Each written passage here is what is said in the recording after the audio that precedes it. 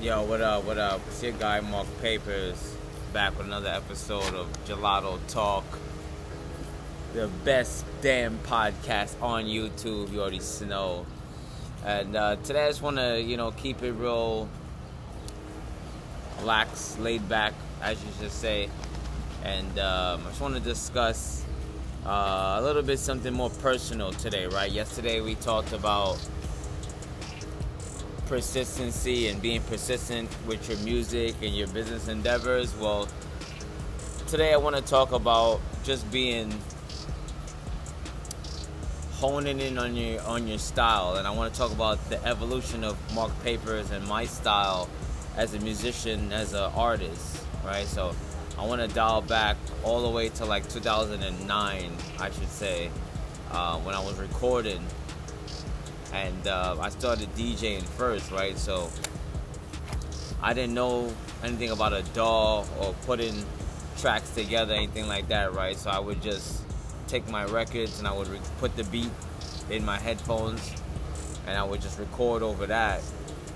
And once I got that track, I would take the acapella and put it back with the beat. I would mix it back again, like live, right? Like a dub, or blend as we call it in the Qs. But that was my first intro of mixing, making records. So I didn't know anything about layers and doing overdubs and ad-libs, anything like that, right? It was just one straight track because that's all I could record. Moving forward, when I was introduced to other things like, Sony Acid Pro and Cubase and Cakewalk and Pro Tools, right?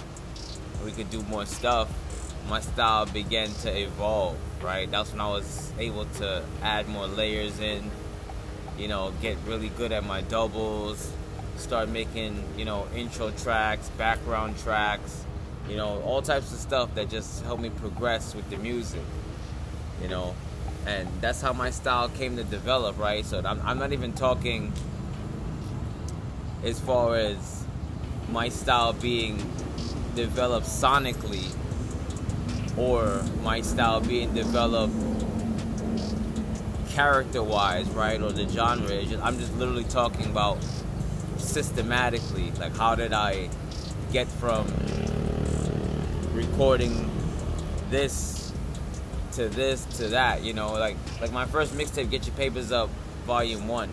Like I have an album called Get Your Papers Up, but the first time I used that title was from a mixtape, and it was a 3-part series. So it was Get Your Papers Up Volume 1, A Plus Volume 2, and then there's another mixtape that never came out.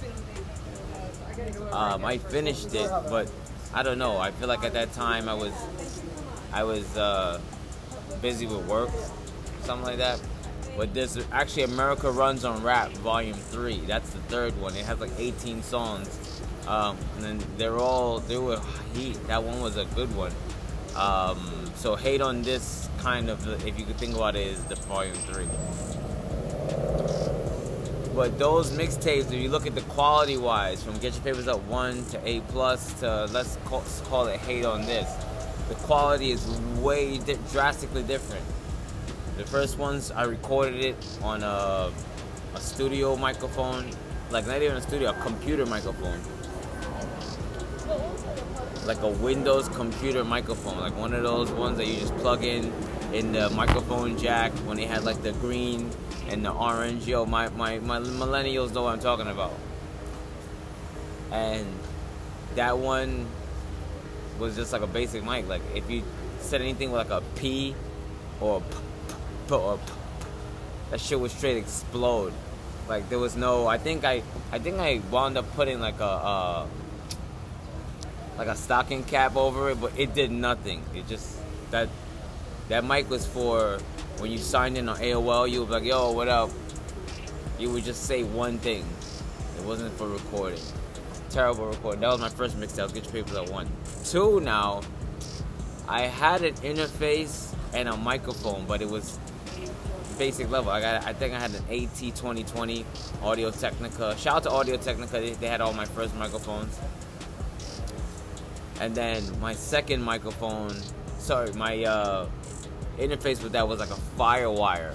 Now, if you know anything about computers or like at least like wires, cables, right? Like you know how like Apple had like a lightning cable and then they went to the USB-C? Like this shit was firewire, so it only worked with something that took that input. Let me tell you, that shit was fucking slow. It was loud, like it gave like feedback and shit. And it wasn't clean. It was just like a bad signal. So this is what I was recording with A Plus Volume 2, but I made it. And mind you, I don't know how to mix at all. I don't know how to mix. I don't know how to make records sound proper. I don't know how to make my voice sound proper. I don't know how to EQ. I don't know how to compress. Like, I'm just bad at all this shit. And my gear is getting better, but I don't know how to use it. So then fast forward to, I think, Hate on This or something like that. I might have had like Pro Tools at that point. And I had like a whole Wave, Shell, Diamond or Mercury bump. Like I had like every Waves plugin. You know, the plug back in the day used to hook you up with that. All you need was a Views account. And you could just get all the stuff, right? So, yeah, that's how we started. So that's just only my first 3 mixtapes. Now, and my sound now is still upgraded, still going, right? Like I have not had the luxury of recording in one solid place for a long time, but it's okay, right? Like I mix my sounds together and I try to batch things together. Like I just did an album in one studio, so I know at the very least that album should sound, those 11 songs should sound somewhat similar, you know what I'm saying, because I recorded in the same spot. So there's a beauty to doing that, right? So your sound's gonna develop 2 ways. That's why I'm trying to go through this. So this is to help artists that is trying to find out their sound, right? Like you just listen to what I did. Like, yes, I had to make my sound in with the lyrics. I had to pick certain beats. I had to rap about certain stuff. I had to say certain stuff a certain way. Yes, all of that stuff. I didn't even say anything about that, right? Like your sound also is gonna get developed by where you record, how you record, who engineers you, and you could say the production is like a Venn diagram, right? Like the beats is in the middle, and then like your studio is like on this circle, and then like the stuff you rap about is on this circle, but then the beats are in the middle, right? Because either way, like you have to work on what kind of beats you choose. That's up to you, or if you produce it, or if you get it on YouTube, it doesn't matter. Like even if I take a beat from YouTube, if I bring it to Quads, it's gonna sound incredible, right? Like they know how to mix a 2-track perfectly. Like I know how to mix a 2-track at this point really well, right? Like there's things I could do it like you wouldn't even really know it was a 2-track. And that's the track not without the stems. That's just you just rhyming on the wave file by itself. So developing your sound, it's something that's gonna take you to the next level, right? Like you could just go into the studio and just make a song every time. Like I know a lot of artists that do that, and they've had long careers. Well, they've been around for a while. Let's say that, right? By making a different song every time. Let me tell you, I do not recommend that shit. I don't recommend that if you're a new artist. I don't recommend that if you're an old artist. Like I think a lot of times artists get so big and they get so popular that they get into this bag that they think that, oh, well, I can make whatever I want, or I can change up my style so much. Yes, you can. You are the artist. You always have the ability to change your style. But let me tell you, changing up your style is an egotistical thing as an artist, because as a fan, I click on your shit, I listen to your shit, I pop in your CD, I put on your vinyl to hear something very specific.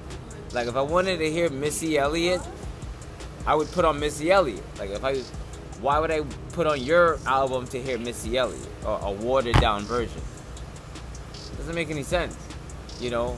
Or better yet, if I put on your album to hear Redman, and Redman doesn't give me Redman, Redman gives me like Black Thought for whatever reason. It's like, unless he fucking announces, yo, this is gonna be some different shit, I don't want to hear that. I don't want to hear that. You know, give me the shit that you've been doing, an upgraded version, a new variance of it, you know, or don't give me anything, because I'll just go back to that. But what you're giving me a lot of times is some shit that you calling a sequel, some shit you calling as the next version, some shit you calling as this and that, but it's not. It's like it's not even hot, you know. So that's how I feel, man. I feel like a lot of times artists, it is what it is. Like, there's nothing wrong with that. Like, you should give us what you do. Like, I always talk about wrestling. I always say wrestling, right? Like, if you're watching wrestling, if I watch wrestling and Triple H is beating up Kurt Angle, and then the end of the fight comes, and then he hits Kurt Angle drops, and then he pins him, and then the count goes to 3 and he wins. I'm gonna say, what the fuck just happened? It makes no sense.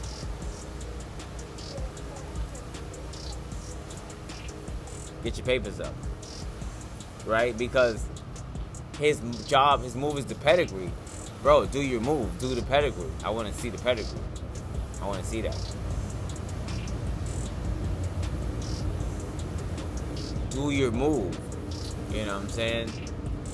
And that's when you do that, when you make songs that you like this is your style, like, and again, I could go real deep into this, right? Like, your style is more than just how you rhyme, right? Like, how you make a party song is your style. Like, I make a party song a certain way. I talk about certain stuff certain ways.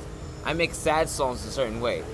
I might change up the beat. I might change up the time, the tempo, the character of the record. But how I make a sad song is very specific to me. It should be, right? Like, Jay-Z gets into his bag. He gets really intricate. And he says stuff about, like, the system and black people. And it gets real political, right? Tupac, same way.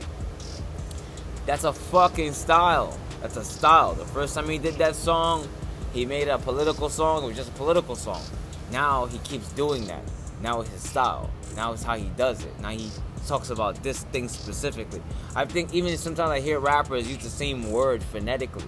Like, even using the same phonics can be a development of your style. So there's two things to it, right? There's the dedication, right? There's one. That's the most important thing. Like, are you dedicated enough to say, yeah, I'm gonna find my style. I'm gonna make a style up and work on it and hone in on it. Are you dedicated enough to do that? One.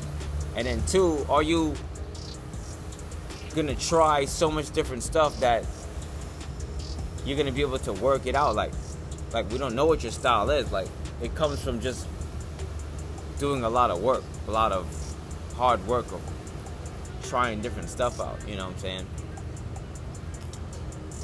But, you know, my sound is, you know, it is what it is. I like my sound. I sound a certain way on records. I rap a certain way on records on purpose.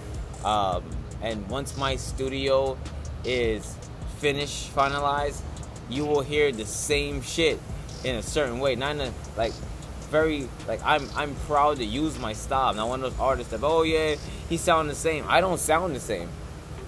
So I try to put things in there that make the listeners get familiar, because you ain't never gonna hear the same shit from me, you know? So it could go both ways. You already know, you know? But if you like this content, make sure you like, make sure you subscribe. It ain't no cuts, no nothing like that. Just straight up talk off that gelato. You already know. It's your guy, Marc Papers. Get ya.